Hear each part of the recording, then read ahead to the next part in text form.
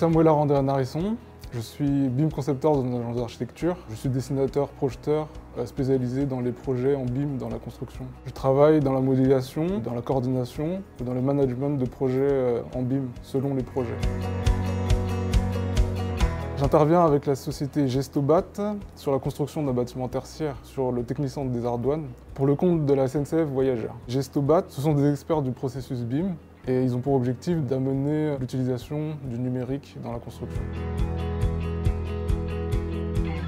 SNCF Voyageurs a décidé d'utiliser des outils innovants qui est le BIM. BIM, c'est une méthode de travail, un processus dans laquelle tous les acteurs du projet collaborent autour d'une maquette numérique. La maquette elle permet à tout le monde de mieux comprendre le projet, ce qui va être réalisé grâce à la représentation virtuelle du bâtiment et un meilleur partage des données et des informations du projet. L'objectif du BIM, c'est de concevoir, construire et rénover de manière efficace et économique. Pour ce projet, ils ont besoin de quelqu'un qui est expert dans le data management. Un data management, ça permet d'avoir une bonne structure des données dans la maquette numérique pour qu'elle puisse être utilisée par tous les intervenants qui sont sur le projet. Ça va apporter une efficacité, une productivité à la conduite du chantier.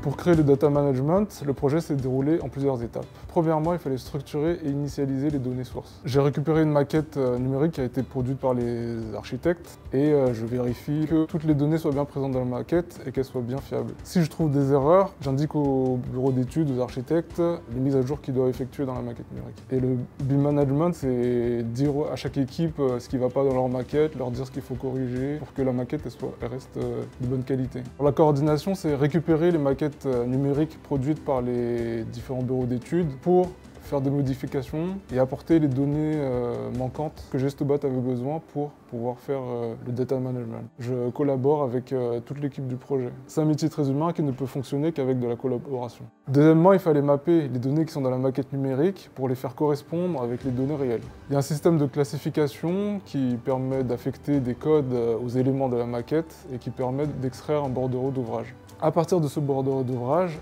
Gestobat va pouvoir produire un blockchain à partir duquel ils vont pouvoir extraire des documents comme le tableau de bord.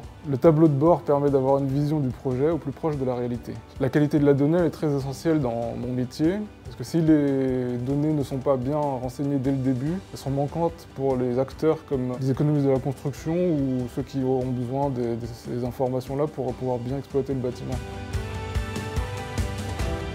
Après un bac scientifique, j'ai fait 2 ans en IUT Génie Civil. J'ai pu me former sur un logiciel BIM. À la base, c'était simplement pour être dessinateur-projeteur, mais avec l'expérience et la maîtrise de l'outil, j'ai pu devenir coordinateur et BIM management aujourd'hui.